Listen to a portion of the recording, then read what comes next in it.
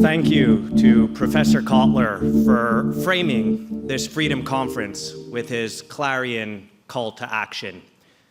A friend to many of you in this room today, Professor Kotler is the former Minister of Justice and Attorney General of Canada, and a longtime parliamentarian who made the pursuit of freedom, the pursuit of international justice, a key priority for the government of Canada, and a model that democracies should be following the world over. And it was anchored in his work for over half a century, defending political prisoners, where he served on the legal teams of Nelson Mandela, Andrei Sakharov, and Natan Sharansky, which is especially timely, meeting here in Berlin today, where in 1986, Sharansky was included in a swap that Germany helped to facilitate. So amidst the global political pandemic of authoritarianism that Professor Kotler so compellingly described, the subject of today's panel is particularly timely and necessary. There's one thing that political prisoners have always expressed upon their release.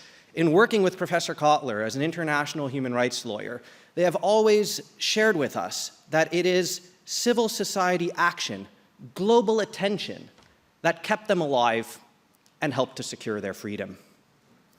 So I want to especially thank Mayor Kai Wegner and Axel Springer Foundation's Antje Shipman for organizing today's panel on political prisoners and the power of civil society.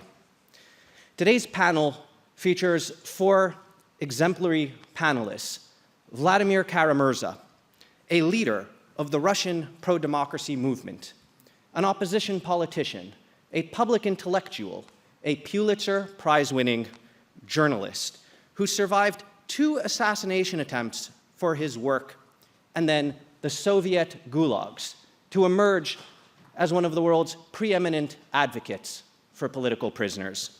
We have with us Evgenia Kara-Murza, who led the campaign to free Vladimir. She is the reason he is here with us today, and now heads the 30 October Foundation, which supports Russian political prisoners and their families in the very best traditions of Yelena Bonner and Alexander Solzhenitsyn. She is the recipient of numerous awards, including the Service Medal of the National Endowment for Democracy and the Lantos Human Rights Prize. As well, we're joined by Paul Rusesabagina, who sheltered 1,200 Rwandans in Hotel des Mille Collines during the genocide against the Tutsis, inspiring the film Hotel Rwanda, and is a recipient of the US Presidential Medal of Freedom, and was recently released from arbitrary detention in Rwanda after an international campaign spearheaded by his daughter, Carine, who joins us as well. Carine led this successful advocacy campaign, marshaling global public attention to secure Paul's freedom, and is a compelling human rights defender in her own right, as the recipient of the Magnitsky Award and the Berkeley Global Society Women's Rights Award, amongst others, and who was, just yesterday, elected Secretary General of the World Liberty Congress. Please welcome our panelists to the stage.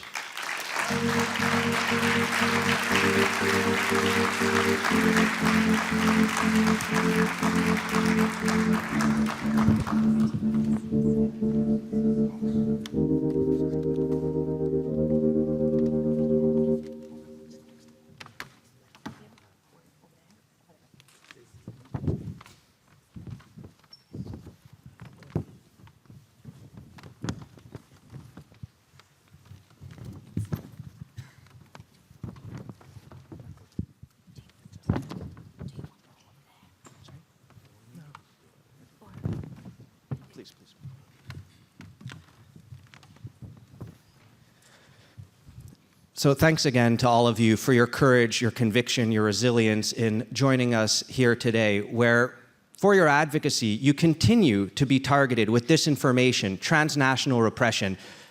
So we're grateful for you taking the time to share the lessons of your experiences with the audience, with the world, to help free political prisoners who continue to suffer similar experiences to what you've endured.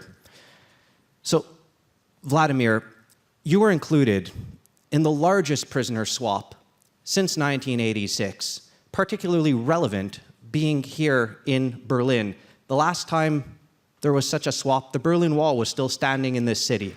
Germany played an essential role in both of those swaps.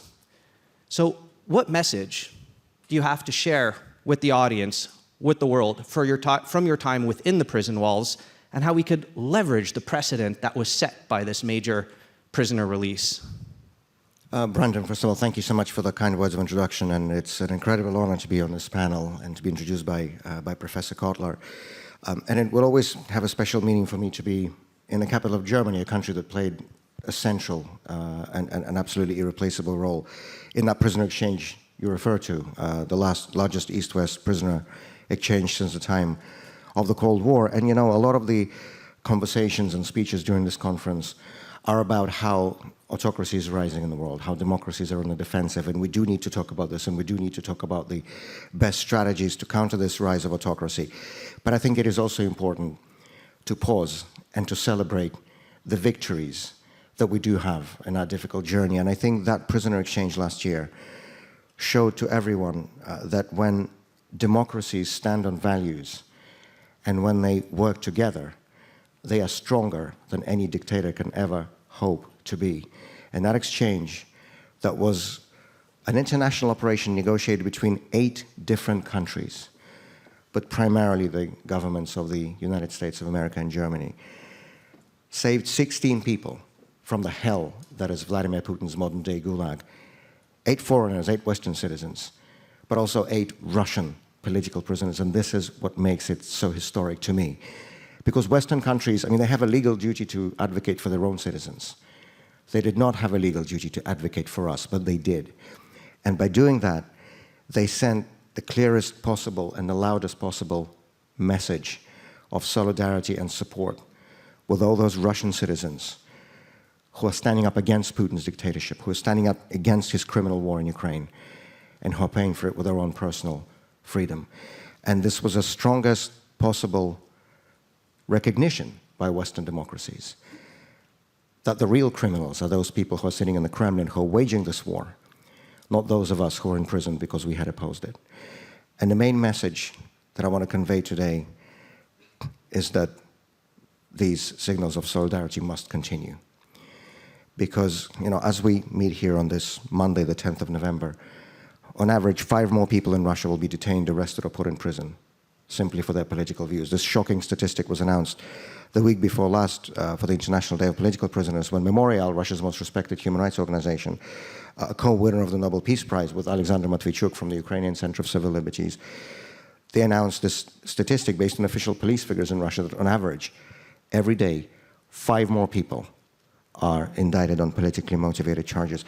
We have more than 4,500 people who are imprisoned in Russia today on politically motivated articles, more than 1,750 known by name political prisoners whose names and whose cases have been vetted by international organizations. It is a sobering fact that today's Russia alone holds more political prisoners than the whole of the USSR did. That's 15 present-day countries put together at the time of that exchange, Brandon, you referred to, of Sharansky in 1986. Russia alone, more political prisoners than the whole of the Soviet Union. And of course, the leading cause of political imprisonment in Russia are public protests, continuing public protests against the war in Ukraine. You know, a century and a half, Tolstoy wrote that the most fitting place for an honorable man in Russia is a prison. And this is a situation where we are finding ourselves again today. The best of Russia is in prison today. People like Alexei Gorinov, people like Maria Ponomarenko, like Evgenia Berkovich, like Arseny Turbin, like Maxim Kruglov. If I were to go through every single name, we would be here until tomorrow. And for so many of these people, it is not only a question of unlawful and unjust imprisonment. I mean, that in itself would have been totally unacceptable, but it is literally a question of life or death. And so I do believe that Western democratic countries have, if not a legal, then a very strong moral obligation to stand in solidarity and to support all those people in Russia and in other authoritarian states who are only in prison because they could not look the other way, who are only in prison because they refused to become silent accomplices of crimes committed by these regimes. The people who have the courage to stand up against injustice and oppression, the people who have the conscience to distinguish right from wrong and the courage to say it out loud. And I do believe that these exchanges must continue. I understand the difficulty, I understand the moral dilemma, and I remember this was the first thing I said to then German Chancellor Olaf Scholz when he met us at Köln-Bonn Airport on the night of the exchange on the 1st of August 2024. I do understand the moral dilemma for Western democracies because these exchanges are by definition unequal. Because on the one side of this, you have innocent people, and on the other side, you have actual criminals, because the people who we were exchanged for included hackers, spies, financial fraudsters, at least one assassin who was here serving a life sentence in Germany for murdering a man on the streets of Berlin. I do understand the dilemma, but I do believe it is an overarching humanitarian and moral obligation of Western democracies to stand in solidarity and in support of all those people who are risking their own lives and who are losing their own freedom because they're standing up for the right thing.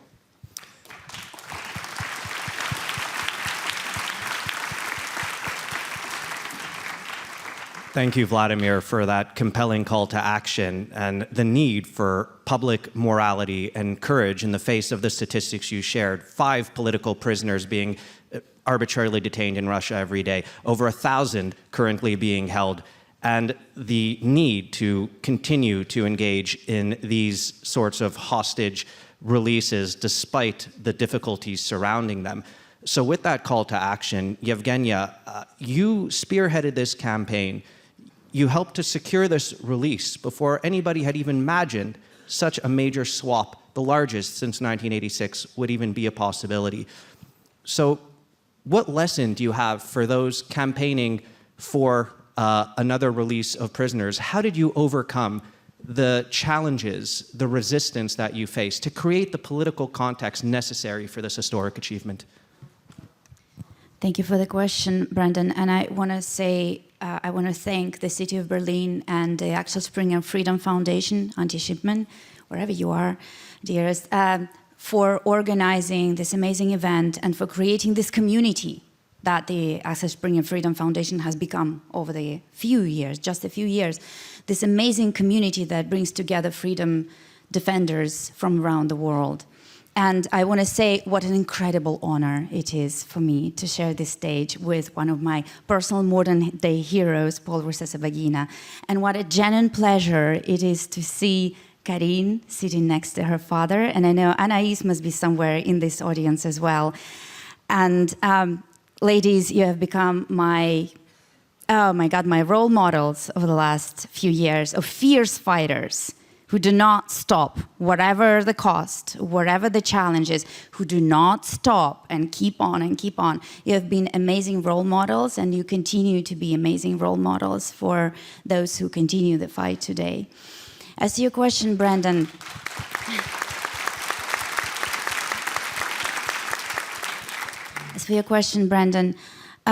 really, I think I relied on that principle that was established by Soviet dissidents who used to say that publicity is the main weapon in the fight for human rights. Publicity, publicity, publicity. Making sure that no one can say that they didn't know. Making the voices of those who are being silenced heard against all odds.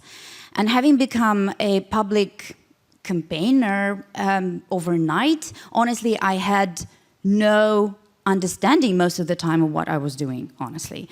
And I just ran around the world for a few years talking to everyone who was willing to listen, and those who weren't willing to listen, I made them listen. So that was what I've been doing, and I had a lot of help.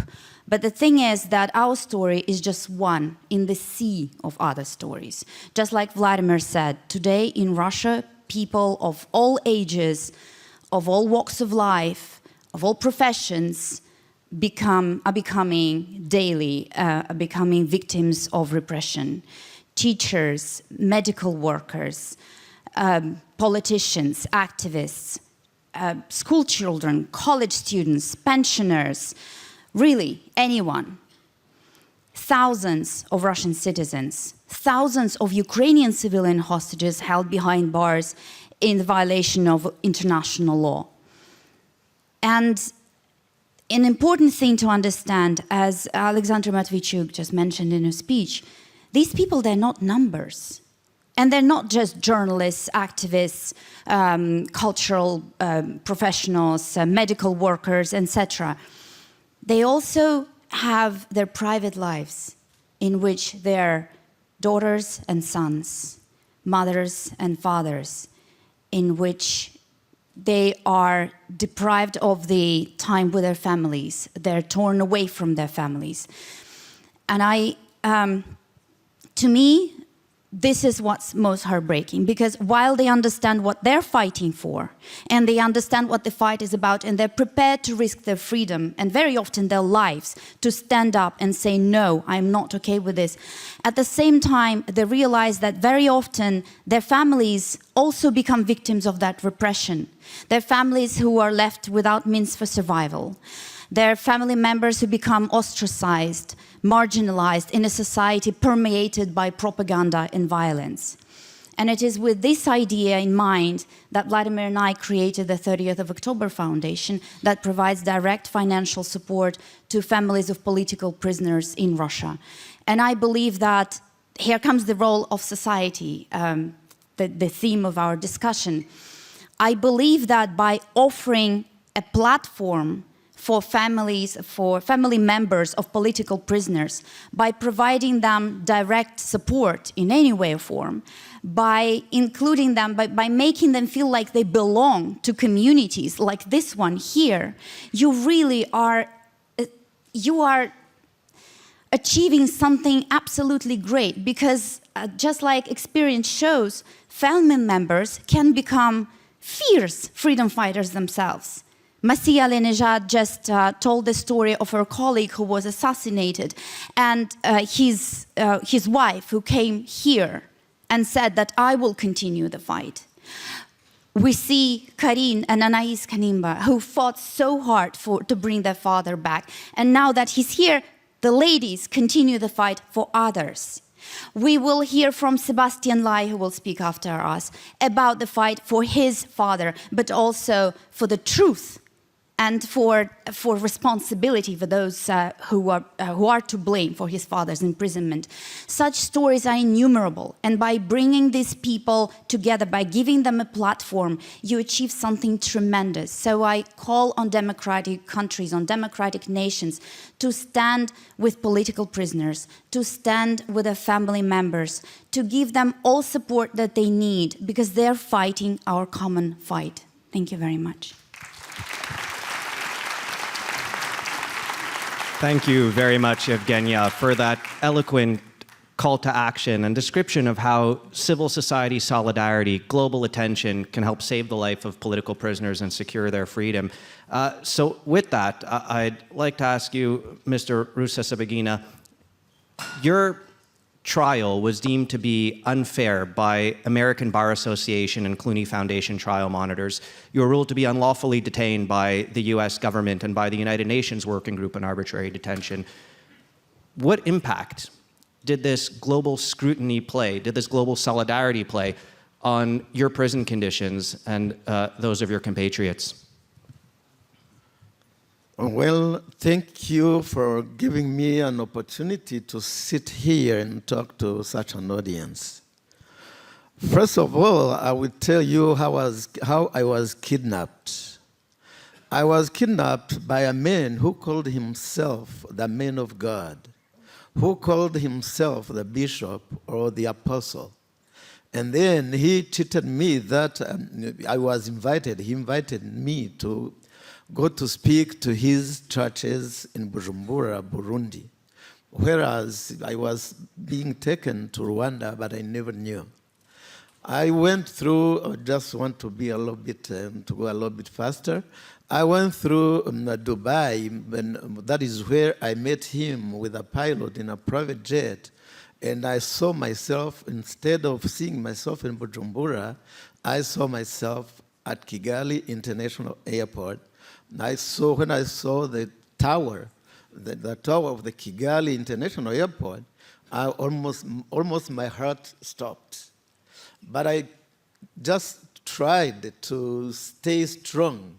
And when they opened the door of the plane, I stood up at the door and started calling for help. telling who I didn't never know, saying that me, Paul Rusesabagina, I am kidnapped, I'm going to be killed. They have kidnapped me, Paul Rusesabagina, I'm kidnapped. They are going to kill me, they are going to kill me.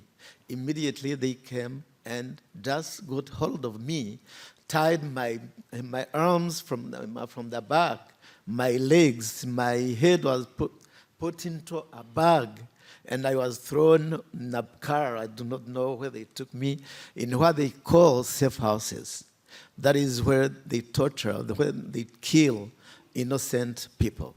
When I was tortured, seeing nothing, seeing nobody for 4 days. After 4 days, I was almost finished. That is when they exposed me, and from there they took me to the police, where I was kept for another 18 days from the safe house. In the safe house, they call them safe houses because they are the only ones who know what they do in those houses. Nobody else is supposed to know them. That is why even when they took me there, I was completely tied. Even my eyes were just closed, everything. So, and when I was, after being exposed, I was in prison for 2 years. First of all, I was sentenced to, I was taken to court. I just refused to intervene because I told them that there was no justice, and there was no justice, and the whole world would see that there was no justice in Rwanda. And there is no justice in Rwanda. Rwanda has got, I do not know how many houses or those homes, safe houses are, but they are thousands of them. And also, they take those the police houses, where they also keep other people for 6 months, for a year, at the police, being tortured. We do not know the number, but they're around 150 in a small country, tiny country of 26,332 square kilometers. Then the prison where I was, one of 19, that one was opened on, it was on February 25, 2017, about 8 years ago. But when I arrived, we were 10,000 prisoners, but that was 3 years later. But by the time I left the prison, we were 18,500 prisoners. All of those prisoners have got no accusations. They are just kept there. They are not fed. They eat 1 meal a day, and that meal is beans and corn. For 1 meal for 24 hours. That is how prisoners are being treated, frustrated.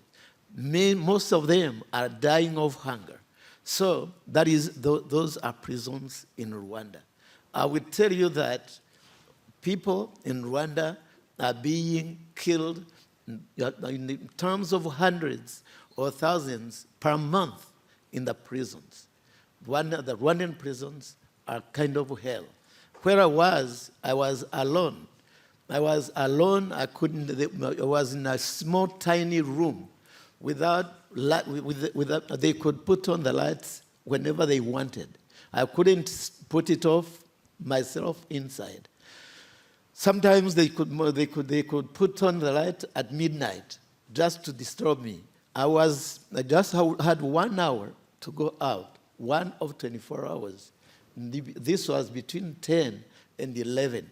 So all the prisoners in Rwanda are dying of hunger. They are dying. They are being killed inside the prison. So the whole world, my mission, when I was leaving the prison, prisoners now, they knew that I was going to leave, but me, I never knew. Because they have heard through the radio that I was supposed to leave that day. But the Rwandan government did not want to free me in the daytime. I was set free at around 10:30 in the night. And I saw prisoners lining up. Those prisoners, when I just got out from the block where I was alone, in a confinement. I saw a long line from the exit of that block to the main entrance of the prison. They were just queuing up, and they were just shouting, singing, telling me that, listen, Mr. Rusesabagina, you have talked, you have spoken for us before you came to this prison. Now you have seen how we are being tortured. You have seen how we are suffering. You have seen how we are intervening without, we are even being tortured, and now please be our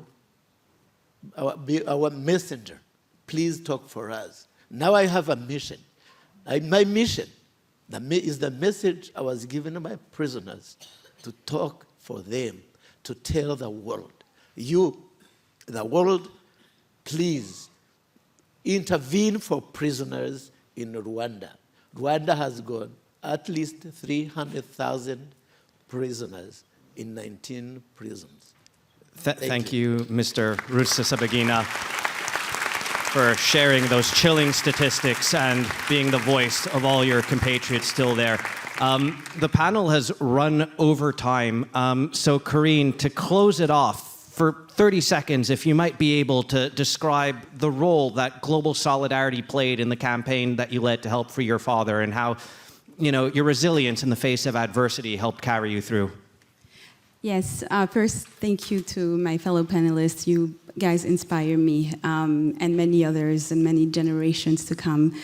For us, the most important thing when my father was in prison, when Vladimir was in prison, was the voice that the media could bring, the attention that the media could bring to the cases of the political prisoners. We are oftentimes shouting on social media, in parliaments, in front of schools, universities, but it is so important to highlight the stories of these individuals, what is happening to them, because not only does it help to keep them alive. My father used to always tell me, way before he was kidnapped, that one of the ways to keep political prisoners alive is to keep talking about them, to tell their stories, to talk about their missions and the reasons, the fights that got them there, and to be their voices while they're imprisoned. And so when he was in prison, we were looking for those voices, and that the media attention, the media continuing to speak about them, is what kept him alive. And so I encourage all of you to talk about it. And there is very little bit you can do. You can be on your own social platform. You can say their names aloud. It keeps them alive, and it allows, it puts pressure on the regimes that's withholding them and to know that they must be released, because nobody will remain silent. Thank you very much, Carine, Paul, Vladimir, Evgenia.